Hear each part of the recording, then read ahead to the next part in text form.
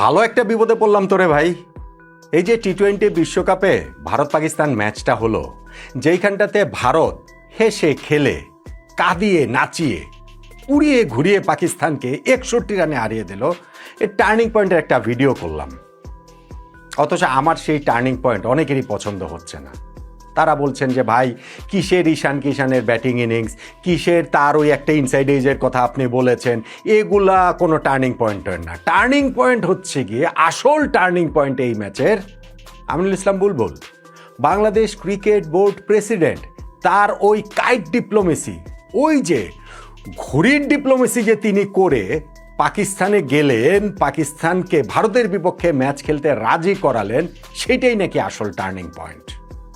এবং আমাদের এই অন্তর্বর্তীকালীন সরকারের যুব ক্রীড়া মন্ত্রণালয়ের উপদেষ্টা ডক্টর আসিফ নজরুল যে ধন্যবাদ পাকিস্তান লিখেছিলেন না ফেসবুকে, এখন নাকি আবার ধন্যবাদ বাংলাদেশ বলে পাকিস্তান পাল্টা কৃতজ্ঞতা জানাবে যে ভারতের বিপক্ষে ম্যাচটা তো আমরা আসলে খেলেছি, আমাদের তো ট্যাকে পয়সা চলে এসেছে, আমাদের তো সেই লাভের লাভটা ঠিকই হয়েছে।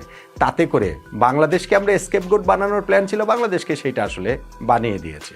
বুলবুল ভাইদের তো এরকম থিওরির কথাও শোনা যাচ্ছে যে এখন আর পাকিস্তান ক্রিকেট বোর্ড প্রেসিডেন্টের ফোন বুলবুল ভাই ধরছেন না। পাকিস্তান এখন বুলবুল ভাইকে খুঁজে বেড়াচ্ছে যে তোমার কথায় আমরা খেলতে রাজি হয়েছি, সেইখানটাতে খেলে আমাদের এরকম নাক কাটা গিয়েছে, এর দায় পুরোপুরি নাকি বুলবুল ভাইয়ের। দুঃখ থেকে বলছি ভাই, হতাশা থেকে বলছি, রাগ থেকে বলছি। যা যা হওয়ার কথা ছিল এই টি-20 বিশ্বকাপে সবই হলো, কারোই কোনো ক্ষতি হলো না, কারো বিন্দু মাত্র কোনো লস হলো না। লস যা হওয়ার সেইটা বাংলাদেশের হলো। আমার দুধ মিশে গেল, আটে হিসাবে বাংলাদেশকে ছুঁড়ে ফেলা হলো। টি-20 বিশ্বকাপে আমরা শুধুই দর্শক। এই যে অনেক দর্শক যে বলছেন যে পাকিস্তান আজকে ভারতের বিপক্ষে যেরকম কম্পিট করেছে, বাংলাদেশ থাকলেও এর চেয়ে ভালোভাবে কম্পিট করতে পারত, ওইটা আমাদের কষ্টটা আরও বাড়িয়ে দিচ্ছে।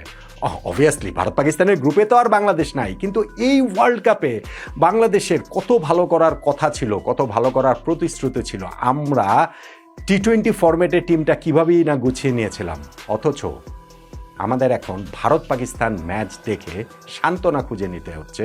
আমাদের cricket board president Aminul Islam বুলবুল ভাই এইখান থেকে বিরাট গর্ব খুঁজে নিচ্ছেন। এর চেয়ে ট্রাজিক আর কি হতে পারে আমাকে বলেন। বাংলাদেশ ক্রিকেটটাকে তারা ধ্বংসের একেবারে শেষ প্রান্তে নিয়ে গিয়েছিলেন। যদি 12ই ফেব্রুয়ারি নির্বাচনের রেজাল্টটা অন্যরকম হতো, যদি তাদের কাঙ্ক্ষিত প্রার্থিত স্বপ্নের রাজনৈতিক দল বাংলাদেশের শাসন ক্ষমতায় এসে যেত, তাহলে আর আমাদের ক্রিকেটের বাকি কিছু থাকতো না। এখন বুলবুল ভাই যতই দেশপ্রেমিক সাজার চেষ্টা করুন না কেন, এখন ডক্টর আসিফ নজরুলরা যতই মুখে কলু পেটে রাখুন না কেন, ওই যে আজকেও দেখেছি ফেসবুকে বিরাট এক ফিরিস্তি দিয়েছেন যে আইন মন্ত্রণালয়ে তিনি কি করেছেন, কিন্তু স্পোর্টস মন্ত্রণালয়ে শেষ সময়ে এসে যে আমাদের ক্রিকেটের সর্বনাশটা করে দেওয়ার জোগাড় যন্ত্র করে দিয়েছিলেন, আমাদের যে বিশ্বকাপটা খেলতে দেননি, ওই বিষয়ে একেবারে স্পিকটি নট, মুখটা বন্ধ করে বসে আছেন। কিন্তু বাংলাদেশের ক্রিকেট প্রেমী মানুষরা তাদেরকে আসলে ভুলবে না, তাদের ঘৃণাতেই এই ডক্টর আসিফ নজরুল, আমিনুল ইসলাম বুলবুলরা বেঁচে থাকবেন সামনের সময়গুলোতে।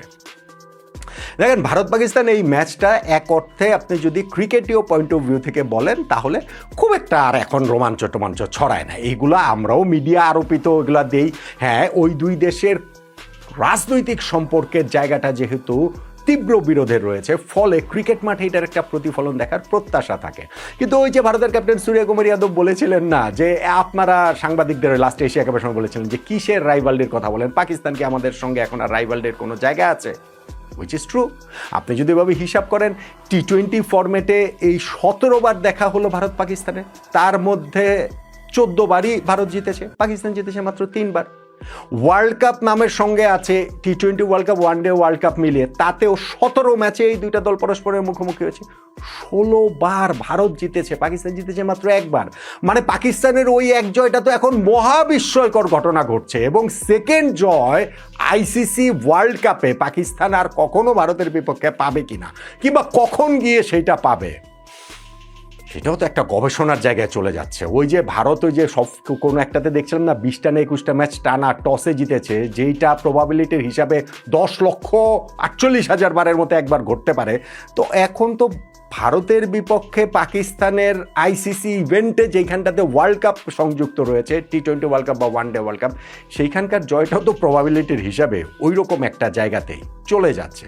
ভারত আবার উল্টা দিক থেকে বাংলাদেশকে ধন্যবাদ দিতে পারে, যে না ঠিক আছে, শেষ পর্যন্ত গিয়ে বুলবুল ভাইকেও ধন্যবাদ দিতে পারে। ভারতীয় ক্রিকেট বোর্ড প্রেসিডেন্টও বা আইসিসিও বুলবুল ভাইকে এখন ফোন করে ধন্যবাদ দিতে পারে, যে না আপনার জন্যই তো সব কিছু হলো।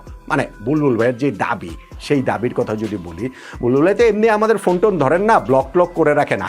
আমি জানি না আমিনুল ইসলাম বুলবুল ভাই আজকের এই ম্যাচের রেজাল্টের পর আইসিসি প্রেসিডেন্ট জয় শাহ, ভারতীয় ক্রিকেট বোর্ডের president Mithun Manhas, Pakistan cricket board chairman Mohsin Naqvi, তাদের নাম্বারগুলো ব্লক করে রেখেছেন কিনা।